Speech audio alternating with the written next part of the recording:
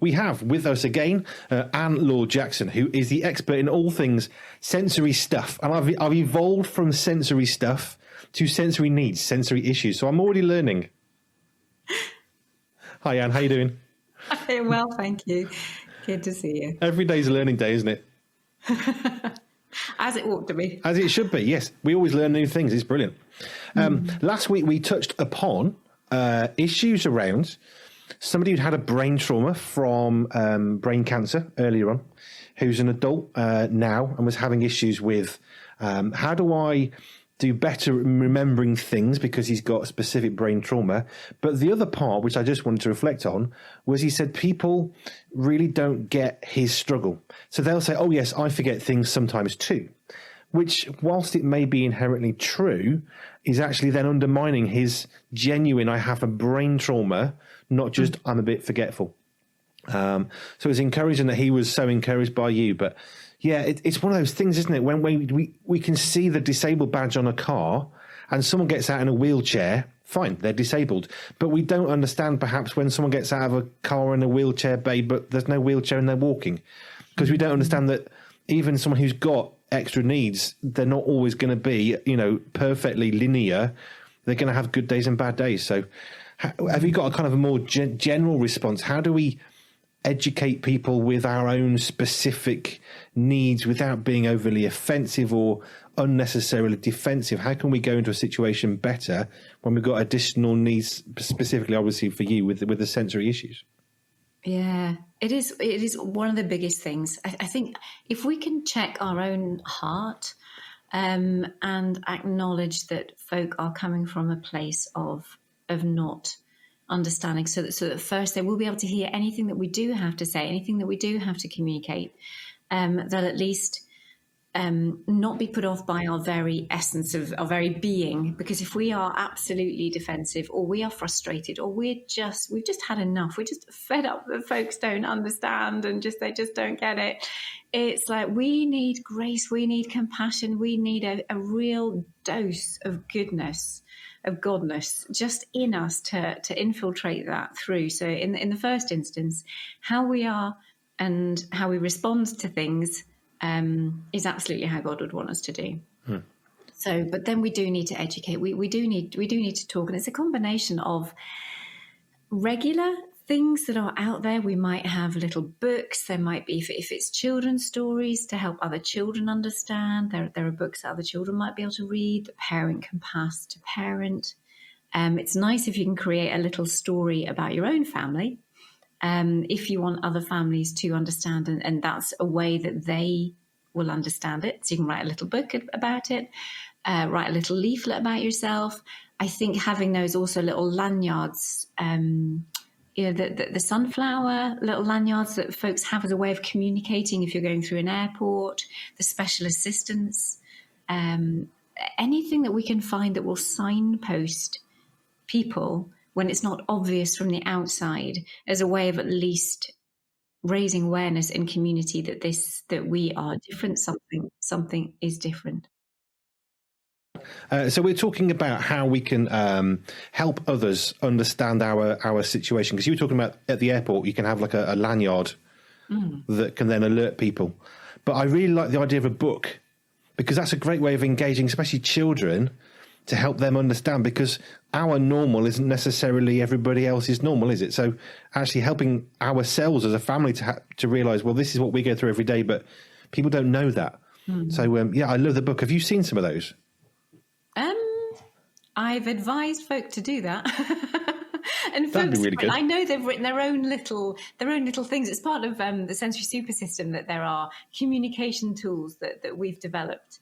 I haven't seen a published one, but I've seen ones that families have literally just put together. They've got pictures of themselves, of their family, how they work. They've written a little description, and it's really lovely. It's really lovely.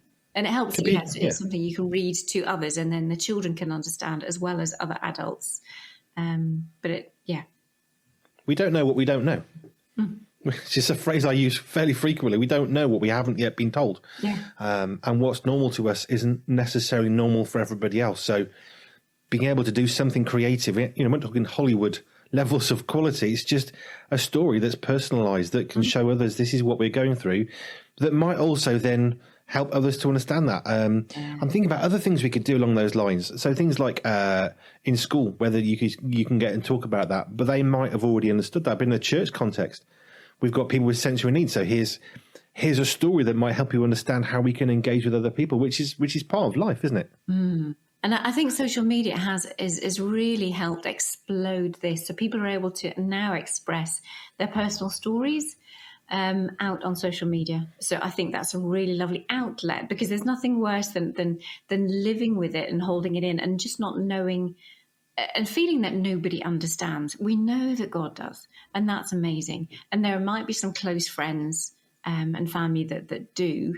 And sometimes that's enough. But there's other times that actually you do want to broadcast to everybody and say, hey, just raise the awareness. Let's be more compassionate. If I'm struggling with something, other people are going to be struggling with something else.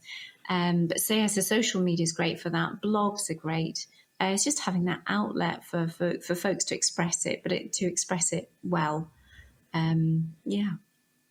Well, I'm hoping that the chat with the brainstorm will come back and let me know how he's gone on with some of your suggestions, or what from you said he's been able to use in his situation, in his life, that could maybe help others. Because again, if people see us, they may not know anything. And if someone's got some sensory issues, it may not be a visible thing. We can see a broken leg, right? But we can't necessarily see something in the brain where they're struggling with something, because it's not advertised, is it? Yeah. And that's it in the Sensory Healthy Church program, christiansensorysupport.com/church. There's even like lanyards, there's badges, just even within that context, as a way of communicating to other people, and having a logo up on the church to be able to say, look, we're here to express to others, especially if you go on holiday and you want to go somewhere and you want to fellowship. But you don't know where to go. And so we are creating a register, a directory, so that churches can be put on there, or even if there's any other environment that wants to be put on there, but just so that they are sensory healthy, and that they will acknowledge, they will ask questions, they will want to respect, and they will have accommodations and different things available to help. Yeah, that's really good. The other thing that we touched on last week, it was encouraging to see people were, this is really helpful, this is really great. But the other one was about things like socks and cereal on the socks. We were having a conversation as a family about, there were 5 senses when we were at school. What happened? There's more than 5 senses. And so that was quite an interesting conversation. So that 8th group of senses that can affect so many things, like, do we need to go to the toilet? And we learn these instinctively as children, but of course, as we become adults, it changes. So is that the sort of thing where we don't know that we're full? Is that sort of connected into that? Because we're forgetting what the senses were? Yeah. We're just either we're so distracted because so many people are actually on their phones or screens or whatever when they're eating, and therefore we're not recognizing, we're not perceiving, because the brain is paying attention to other things. Sometimes we've got too much stress in the system, and that totally just... Anybody who's been to an interview, you know what it's like, that you hear a question, but it's kind of like it's gone, it's just disappeared. It's just, oh, sorry, can you repeat that, please? Because the stress affects auditory memory. The stress affects so many different things, and it will affect our internal perception of what is going on inside. Toileting wise, being able to describe emotions even. People can feel things inside them, but they can't necessarily pinpoint if they are anxious, if they are hungry, are they concerned about something, are they just finding the right words to connect to a sensation, to a feeling inside. A few of my friends have talked about, especially dementia, which it picks up on something you said, where they say, well, they don't seem to know that they're full, or they don't seem to want to eat savoury foods, because that's to do with the brain, right? So there's something going on where signals are getting mixed. So is that a similar thing where they just don't know that they're full, so they just eat and eat and eat? Yeah, big time. And that's what I love about sensory processing issues, that it goes across all ages and all stages. It is the underpinning of so many ways of being. And especially when it does come to dementia, so right at the far end of life, is as other areas of function decrease, and naturally the brain and the body ages. What we revert back to, what goes last, is normally the senses. There is some misunderstandings and misinterpretations in the earlier stages of dementia, and then right as we progress through, it's how we can connect. We can use sensory input in a really beautiful way to connect with people, using the touch system well, if they've had good touch experiences in their life. We can use smell to bring back memories of things that they have loved doing in the past, maybe connections to their husbands, who may have passed on, their aftershave, and can bring back lovely memories. The same way we can use the auditory system for music, sounds, bird song, all of those things, just to really connect with people. So sensory input is lovely at all ages and all stages. So do you have advice then for people who are struggling with not necessarily full-on dementia? I had a friend who they had the symptoms of dementia, but it wasn't. It was more of a cancer on the brain that then replicated many of the symptoms of dementia. But you're saying that some of these sensory things that you do, actually, that would help people with dementia and the families around them as well. Because it affects so many areas. There is that, more than anything, we want connection with people, and that can be the first thing to go. So it's trying to find as many physical things to connect with people, enabling them to continue to do as many things practically, physically, that they can for themselves, and just tuning into the senses. And discerning, assessing, and finding out which ones are starting to go, and get in there and try and support them as best possible. So how could we then, if we're family members going to see someone who is starting to struggle or is very much along that journey of struggle, how can we use a greater understanding of sensory issues to, I suppose, engage better, to reduce some of the frustrations because the memory is lost? How can we use sensory understanding to help with that? I would go through all of the senses and assess each of them and find out, again, trying to find the strengths more than anything. We always start from a place of strength to shore up areas where they're not so strong. Some people like to work on weaknesses, for want of a better word, and that has its place. But often I personally start from their strengths and then reach out to areas that might not be so strong. So start with the strengths. Look at the things that they can do, from visually, again, auditory, smell, their movement systems. Are they quite good at getting themselves up and out of a chair? Can they move around? Does actually movement or dancing or going for a walk, does that make them more alert? Does that make them more engaged? Does it make them easier to communicate with? Are they better after having had a little bit of even if it's a seat dance, if they're not actually physically able to get up so much anymore, still having that movement, still stimulating the vestibular system, can raise sensory engagement and integration, and their arousal levels and their motivation, their level of alertness, so that we can then start communicating or helping them to function or do something positive following that. So things like smells could be a really simple way of engaging with an individual who is struggling with early or later stages of dementia, but actually just a smell that they still can connect to could then help you to connect to them. Absolutely. Yeah. And it's just slowly and systematically working through, slowing everything down that we make judgments about, and taking the time to look carefully at each of the senses, and taking the time to think about how could we input into each of those senses in a way that we can get that connection. That's really interesting, because one of the things that you were suggesting for the person that was struggling from a brain trauma was about making things bigger, like a font size bigger, so that your brain is then able to move at a slower pace. Do you think there's some issues around sensory development that is to do with the speed at which we work through social media, through computers, through smart speakers. We don't have to think how to type anymore. We just type and it kind of fixes it for us.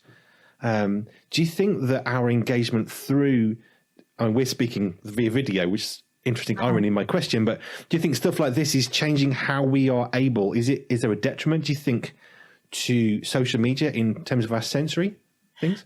I think it's a fascinating question. It'd be really interesting to see over time what things come to the fore, and more research, and the more we investigate who we are and how we are.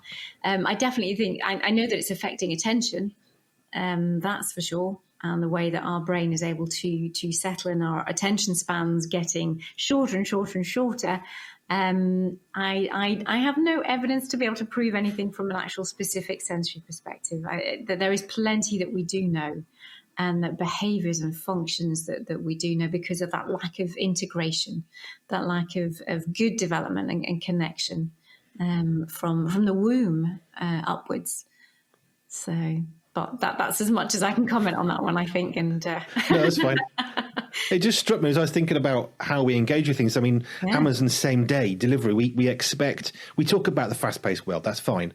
But literally, and if we buy on Amazon, we expect it the same day if we're near enough to a city. And how much of that mentality towards life is affecting everything, and then negatively affecting our sensory engagement with people and with life, because we're expecting immediate, not even satisfaction or gratification, just an immediate response. And then if we're speaking to somebody else, then we can expect that same response from someone who doesn't have that engagement like we do. Therefore, there's going to create more of a tension. Do you know what I mean? Yes. Yeah, I think that's when if you do have a typical brain, we are all adjusting, and we are all being stimulated to think faster. We are in environments that are really noisy. Even now, the fact there's a big surge into nurseries. So children that may have been at home, say for the first 5 years, all of that is disappearing, or lots of that is disappearing as well. I think there are moves for, folks moving into home education, that there's moves away, but I think society in general is becoming a lot more cluttered. I think toxic's a bit of a strong word, but there's more clutter in the environment for the things that we hear, that we see, that we smell, that the biz and the buzz and everything that is going on. I think our society is definitely flooding our senses more, and most of us are adjusting to it. And being able to process things quicker. But if you do have an issue, or someone does have an issue, then I think it makes it worse for them, and it doesn't help us to be more compassionate, because we're expecting everybody else to be living at the same pace that we are. And I think that we've forgotten just quite how we really ought to be. It's very good and very healthy for us, for our brains to be slowing down. And therefore the retreats out to the country, really important, and to hear things differently, not always to have the cars in the background, not always to have all of the sound and the sights and the smells of our city lives and our village lives even sometimes. So which makes me think about something else then. So we often kind of joke about, we're chatting to our parents on a video chat, and they can't understand how to press the right buttons. And there's a sort of an ongoing joke about that in films and whatever. But how do we help grandparents engage with grandchildren where their sensory abilities are totally very different? How do we help, grandparents and grandchildren really engage well? Or even just in the church context, or in a business context where you've got different ages of people, restaurants, whatever, where 2-3 generations apart, they're going to have a very different understanding of sensory engagement. How can we help people engage with each other better, perhaps a couple of generations apart, with their senses? I think that's what the power in that, I think, will come from using different senses. I think visually, because of screens, there is a massive difference in processing and perception, and the speeds at which people want things visually to go. But the tactile system, the touch system, and the body systems, this proprioceptive system, I think those are real areas of connection. depending on the context that folks are in. But if you have, grandparents and grandchildren at home, it would be absolutely getting hands in with messy play, doing the gardening together, washing the car together, those physical movements that you are doing, that you're having a shared experience. As I say, gardening, you've got your hands in, you're collecting things, you're moving, you're pushing wheelbarrows, which is all really good sensory development. And it's lovely when younger ones can help older ones that might not be so physically fit anymore. But it's a lot of that physical activity that's so important and powerful to our sensory systems to keep us happy and satisfied, regulated and coordinated. And everyday activities, if we are purposefully and intentionally aware of the activities that we do, can be really helpful. So I would, as far as generations are concerned, I would very much be going for how we can share touch experiences and physical movement experiences together. So the likes of the washing the car or the washing the windows is just, the water that you are sharing. And just having that sensory input that both will normally appreciate or understand what those things are. Yeah, that makes sense. I remember watching something about it was a retirement home for people, and they had quite a lot of adults with dementia, and they were very unique because they had an approach whereby they would get the people who were residents not just to be cared for, but to care for the home that they were all sharing. So they were getting into paint walls, and they had a tuck shop, and they put it into sort of 1970s colours because that's when they would have thought about a tuck shop in a youth club. And it was a great way because they were engaging, and I'm understanding it now more from what you're saying, because they're engaging with not just senses and smells, but colours and things that were going to trigger memories rather than just say, do you remember when? Yes. Actually, they were able to live for that moment, and it made sense to them. And there was, what the manager was saying is, they're much more relaxed because they're now part of it rather than us just caring to them. Now we're caring for each other, and that's all part of the sensory thing, isn't it? Oh, it is. And what the loveliest thing is when I've seen in some of the some for older folk, bringing in babies so they can get that touch. They can just hold them, and goodness me, is that really settling? You've got that deep touch pressure going into their bodies, but then there's that emotional connection. And that's, again, so many people, whether it be teenagers or older people, don't always have positive touch anymore. I'm a big hugger. So if anybody does see me, okay, it would be nice to know who you are before you come and give me a hug. But essentially, I will always love a hug. I really appreciate my touch system, and it's one of my love languages, I suppose. Just a touch or a pat or a caress or a hug or something. It's just lovely. But we don't get positive touch often. And I think it's how can we as a society bring in more positive touch? So yes, bringing babies into nursing homes, bringing children even just to play and see them, or climb on your lap, or snuggle in and read them a book. Those are really powerful, underestimated. People don't realise the power of those things. And simple things. Yeah, they are simple things. I loved it when there was, we saw it, we've had it here, people on the streets, and it was like, give someone a hug. I don't know if you have them over there. I don't know who else does them around the place, but people literally going on the streets, but having a sign that, I'm here if you want a hug. And I think that's lovely, because people go down sexual routes, they go down all kinds of routes to try and meet those needs. Whereas if we can provide positive touch, then people won't seek that sensory input in a more inappropriate way. This comes back to focusing on the strengths and the positives, isn't it? And working with those. Thank you so much, Anne. Again, people were so bowled over last week. Just the comments I got was, she's so compassionate, she's so knowledgeable, she's making this that's kind of an interesting into a really fascinating topic even more so. So, I'm looking forward to more and more of these. If people want to know more, then get in touch. hello@pure247radio.org and send your questions, and we'll pass them on to Anne to answer for you here on the radio. So, Anne, thank you as ever. It's been a pleasure. It's always a learning thing for me. It's great. I'm really starting to see more of how sensory issues actually affects us all in so many different ways. I'm starting to understand it. So I'm really grateful for that, for myself, let alone anything else.